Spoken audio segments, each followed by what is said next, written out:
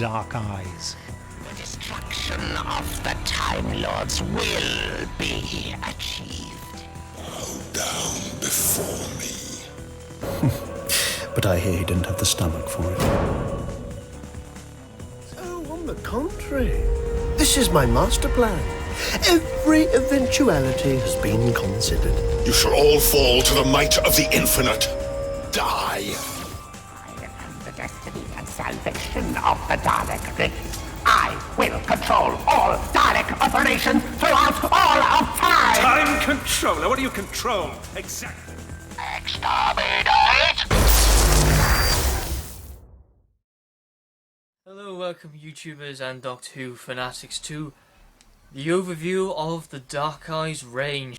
Well, I don't know how long it's going to be, but I know it's going to be a very long video because we were reviewing the Dark Eyes range because it's just a massive storyline and yeah, utterly marvellous as well. So I'm going to be very thrilled and excited to run down my overview of the Dark Eyes range, and I hope you enjoy this journey with me. So, as you know how I structure an overview video is where I explain the range, give you some history about it, what's all the releases inside the Dark Eyes range, and of course what I do is rank all the stories in order. So yeah, we've got a lot of things to do in this video. Yeah, the Dark Eyes range started way back when, in 2012, and it's quite surprising how long that ago with the first Dark Eyes release ever started. And it's 2015 right now, and it's completely finished, so that's quite staggering that is. But yes, Dark Eyes started at 2012, and throughout, Nicholas Briggs did say that Dark Eyes would be a one-time thing, so it would just be this, and that's it. But Dark Eyes was such an engrossing storyline, and people really enjoyed it. They decided to do 3 more box sets to make a whole storyline about Dark Eyes. And yeah, Dark Eyes 2 was a little bit harder to follow because Dark Eyes 1 was hard to follow from that ending of X and the Daleks. But yes, they did it, and I'm really glad they made a huge storyline out of Dark Eyes because, you know, the first one was so unbelievable. It won a BBC award for Best Audio Drama for 2012, which was utterly brilliant, and I think it does deserve the placement, so yeah. It would have been only the 1 box set. But yeah, this follows on from the end of the 8th Doctor Adventures, which you do not need to listen to. You could go straight to Dark Eyes straight away. So yeah, you don't have to worry about the 8th Doctor Adventures, but you can listen to them if it will enhance your enjoyment, absolutely. So yeah, like Brother of the Daleks all the way to the Death. You can get all of those if you want to season 1 to 4.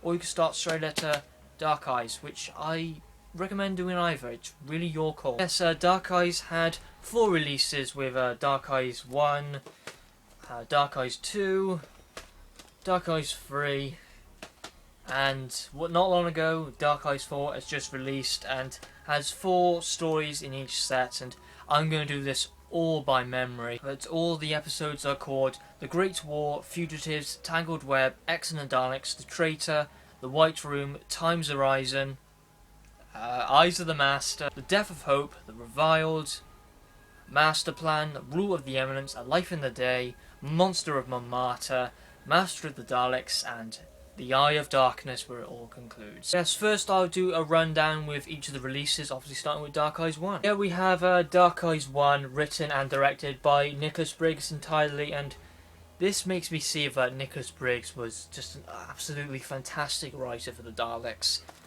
And yeah, this made everyone love the 8th Doctor.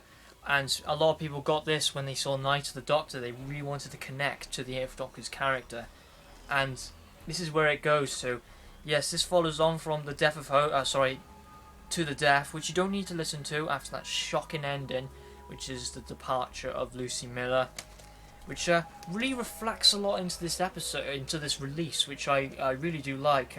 I won't say what happens to the end of To the Death or Lucy Miller's character. That's all for you to find out, but it's wow. So yeah, the Doctor has lost all hope. He has no hope left, and he doesn't really go to a nicest place in the world. It is World War One, or called the Great War. Yeah, the Doctor is pretty much seeking and finding hope, and it seems like he would not only hate the Daleks for the destruction about the Time War, but also hate the Daleks because of that ending of To the Death. So yeah, it starts out with the Doctor going to World War One and introducing us to a character which is Molly O'Sullivan, who plays main character of the Dark Eyes series, which is Molly O'Sullivan, which is played by Ruth Bradley, who is brilliant, and also she has very dark eyes, which intrigues the Doctor. It does. Also, yeah, play a massive part of the series, and yeah, Molly is very feisty of a character, but she is actually really, really nice to listen to. I've got used to her feistiness, and she can be very rude. Also calls the TARDIS the Tardy Box, which is pretty good. But yeah, I really do like Molly O'Sullivan's character. She is a really good character. I was unsure at the first time because she was so feisty and so aggressive. But yeah, definitely in the Great War. It's very good. It's very mysterious, it is as well. But even though it's quite obvious what the antagonist is because it's on the front cover anyway, the Great War. But yeah, it's a really good story, and when it progresses on, you do see a relationship with the Doctor and Molly's character, definitely in Fugitives, where they're just enjoying themselves. It was like near to the end of Fugitives when they go to this alien planet with these dolphin species or something like that, like a holiday planet. But yeah, it's really nice to see that both their characters connect, and it's very strong in this box set, and the characters are unbelievable. We see the Dalek Time Controller in the story, who was in Lucy Milton to the Death, and his first story was Patient Zero. But yeah, fantastic the Dalek Time Controller is. I like it where he says the destruction of the Time Lords will be achieved, and he says it's so sinister. He does. It likes it. This one really impacts that this is very close to the Time War, which is very interesting, and the Time Controller was going to be the one going to lead that operation. So yeah, it's very good. It is. It does lead to the Time War a little bit, and I think Doom Coalition will do that a lot more. I will say Dark Eyes has nothing to do about the Time War or the build-up of it. It's just like a little tease to it. And as it goes on, we just see some fantastic characters like Cotris, which I forgot who his name is, but it's by Toby Jones. That's it. He also played in Series 5 in one of the episodes. He was playing Dream Lord, and Cotris is a fantastic Time Lord character. He's a renegade Time Lord, just again like the Doctor, who's abandoned his own race and he's working with the Daleks. He's a fantastic character, and he has some sort of connection with Molly as well, where it leads into the Tangled Web story, which is really interesting as well. What happened to Molly, and yeah, nice flashbacks it is as well. Yeah, it's a great release and a fantastic storyline, absolutely. This is an unbelievable release. If you haven't got it, you must start off your Dark Eyes journey. Because, of course, get them in order, because that's how you should roll with it anyway. But, yeah, it's an unbelievable release. And, yeah, that's for the storyline, which I've said about the Dark Eyes. I'll leave many more secrets for you to resolve in this box set. But, yeah, definitely check it out. And after that, it was a long wait to Dark Eyes 1 to Dark Eyes 2, because they weren't planning to release another box set. But, yeah, we have Dark Eyes 2 with also a very good character right by here. I know everyone should know it anyway, but yes, Dark Eyes 2 had a very hard challenge to follow on from Dark Eyes 1. It was quite hard, and it starts with the Traitor, which is a very contained story, very isolated from the other stories in this set. And Dark Eyes 2 is more of an introduction to the new enemies of the series, such as the Virons, which will appear just as a one-off, but they are fantastic. Also with the build-up of the Eminence as well, which I will get to in a minute. But yeah, this starts off with the Traitor, where the Daleks are on Nixus 7, and they're built up very much. They're a lot more aggressive in this story, which I do like, but it felt like it didn't belong in the series, because Molly O'Sullivan wasn't in this story whatsoever. The White Room felt like it was going to be the introduction to the series, which I think would have been a lot more better. But still, the Traitor is a good story, but it feels very isolated from the other ones. I do have the same problem with the Life and the Day of that one. But by no means not a bad story. I do see it as a really hard challenge to follow on from this. It was very difficult, but it pulls it off very well, and it introduces us to Nicola Walker's character in this, Liv Chenka, who appeared in a Big Finish audio called Robophobia, which you do not need to listen to if you get into this. Doesn't matter. But yeah, Liv Chenka's character at the start, it was quite stale because she wasn't really a companion to the Doctor, pretty much. But we see this a lot more in Dark Eyes 4, so she's no longer a stale character, but also a very intriguing character and to follow on from the series. Definitely does that for Dark Eyes 4, but 2 and 3, not too much. Well, not Dark Eyes 2 mainly, but Dark Eyes 3 a bit better. Dark Eyes 4 spot on. But yeah, it's not really attached to Nicola Walker's character as Liv Chanka, but again, she does a really good performance. She's featured in the Traitor and Times Horizon, which would be good. And then we see the Virons in the White Room, I believe it's called. Yes, it is. Yeah, they are just one-off. I would have liked them seen because the Virons were made with a purpose of wiping out plague, and the Eminence are like a plague species around the galaxy. It would have been really interesting seeing the Virons and the Eminence go together, because they would have the Virons would have seen the Eminence as a plague and they would have wiped them out. So that would have been pretty interesting to see them. Yeah, the Virons are like 8 foot tall robots. Yeah, they're pretty damn good. It shows the skull. Yeah, it's a very good story. And this is where the Eminence builds up, and the Daleks are very concerned about these species because they're a barricade to the Daleks' total domination. And for some reason in this release, the Dalek Time Controller is not worried about them, but very interested. So that's quite a little. You have to just wait and see why he's very interested. And yeah, you could definitely tell by the introduction scenes of all these stories. But yeah, the Eminence are very, very creepy in this, especially in Times Horizon. Reminds me of an Ark in Space sort of story. But yeah, a fantastic release, absolutely. And this is where the Master starts his journey with Eyes of the Master, played by Alex McQueen.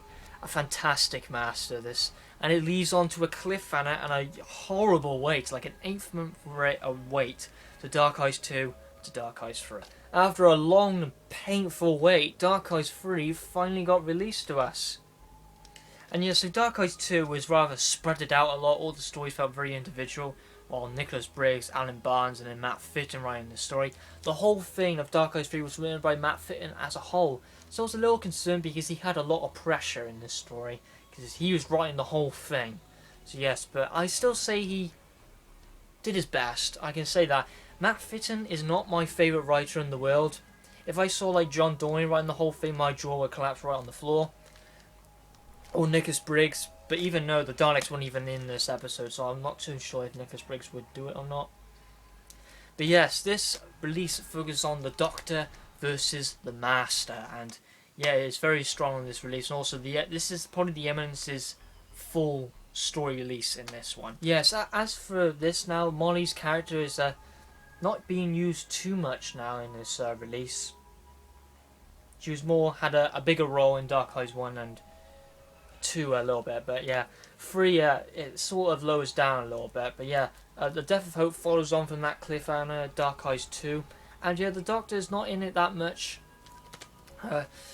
He's pretty much watching it from a monitor screen of the events which happened, which is Narvin, that's it, which is another Time Lord, which I believe he's from the Gallifrey series, if I'm correct. But yeah, Dark Eyes 3, a lot of people say this is the weakest release out of all the Dark Eyes series. Quite a few people say that, but I'm not gonna. I'll do that later when I rank all the stories in order. But Dark Eyes 3 is more stronger on the Eminence and the Master, especially when you see the Doctor and the Master face each other. Alex McQueen is utterly marvellous as the Master, my second favourite Master. Utterly brilliant and just some brilliant dialogue. And the Eminence are very. David Sibley plays them absolutely fantastic, and also a very interesting character, which is Marcus Shriver in this story. And when I listened to Masterplan when he was in there, pretty much Masterplan was the Doctor versus the Master in that story. I kind of knew who his character was going to be playing. When I heard him in Dark Eyes 4, I thought, yeah, I see a connection. But yeah, Marcus Shriver is in this episode. In Masterplan, you will have no idea. If you have not listened to Dark Eyes at all, you will not know who the character is. But yeah, he's very interesting. And yeah, Rule of the Eminence is pretty much where the Eminence departed from the Dark Eyes series. Like, yes and no. You have to listen to it yourself to understand what I'm trying to say to you. But still, this release has some very good points as well. But some points leave a lot of people cold about this release. And now, what I've reviewed not that long ago, Dark Eyes 4. Now, Dark Eyes 3 had no Daleks in whatsoever, completely Dalek lifeless. But yeah, Dark Eyes 4 is where the Daleks strike back in action, and it starts off with a very fresh, standard episode of A Life in the Day by John Dorney, which is a very good story, I might add. It's fantastic characterization, and made me love Liv Chenko's character of it. She was really good and felt really attached. A lot of people were very attached to Liv Chenko's character when they listened to Life of the Day.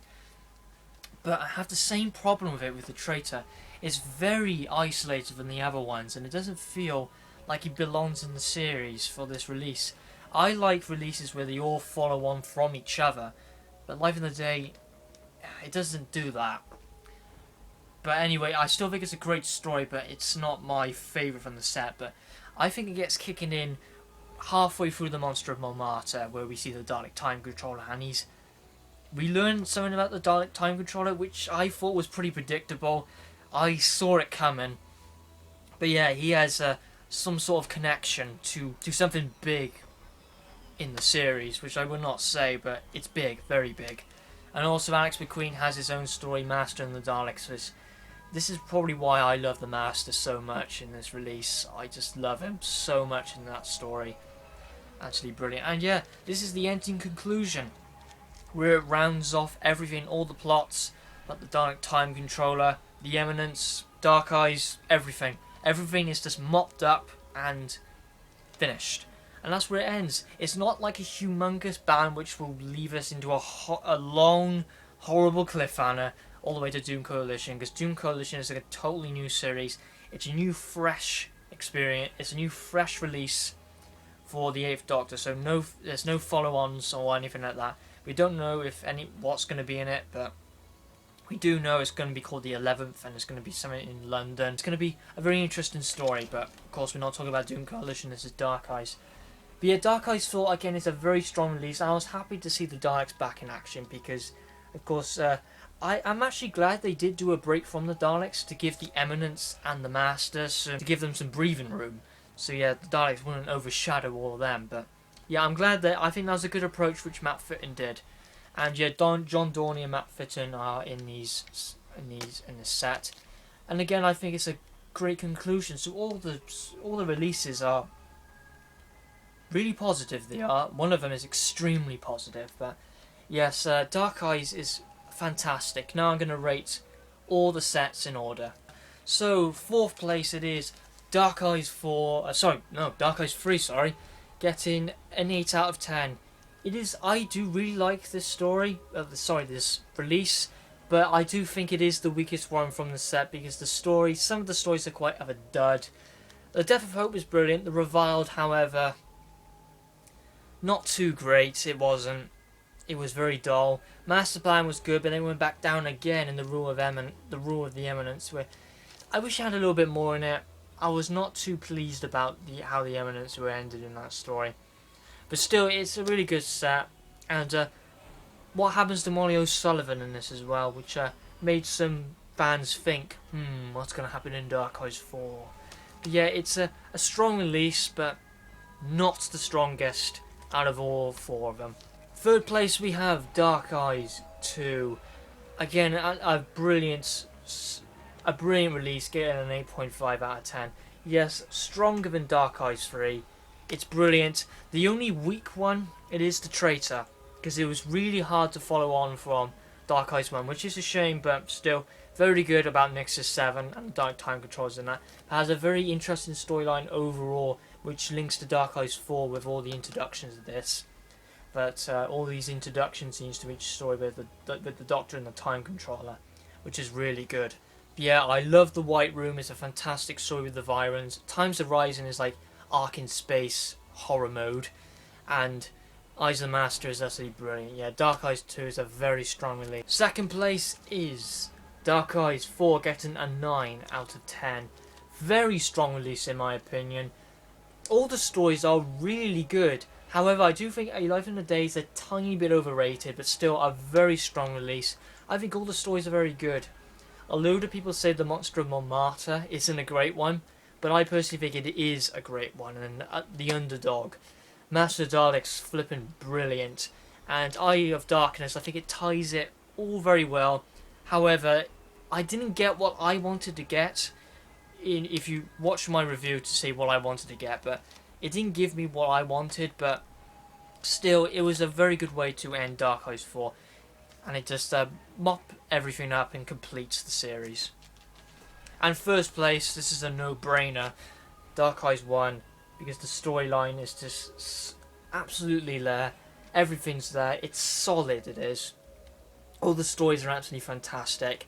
I wish X and the Daleks was a little bit longer, but overall, it's utterly marvellous. And I like the ongoing storyline to, this one to this one. This one, he's trying to find hope and get it. This one, he gets his hope. And I really do like this. So it's a nice ending to this one. Nothing like a ginormous dark bang, because, you know, the 8th Doctor's been teared up to hell, he has, definitely into the death, but at least he gets something nice, which I'm really happy about his character. Yeah, this one is a very dark time for his character, and yet it's utterly marvellous. I definitely insist you get Dark Eyes, get the bundle off the Big Finish website. So thank you very much for watching my video of the overview of the Dark Eyes series. It's been a journey, it's been an epic adventure, but it's all over, which is a shame. But however, let's see if Doom Coalition can have a run for its money. Big Finish Fans 4 will be doing a live hangout about Dark Eyes. Will be stating their reviews on Dark Eyes and ranking them all in order. So pretty much I've already done it, so you've already got an insight of what I would say. But yeah, definitely join in Big Finish Fans 4. It's going to be a whopper because it's Dark Eyes. So thank you very much for watching this video. I hope it hasn't gone too long. Let's see what the time is. It's 30 minutes and 45 seconds, but it won't be that because I'm going to have to edit it, and so it should be a lot shorter. So, thank you very much for watching this, and I will see you in the next one. Have a good one.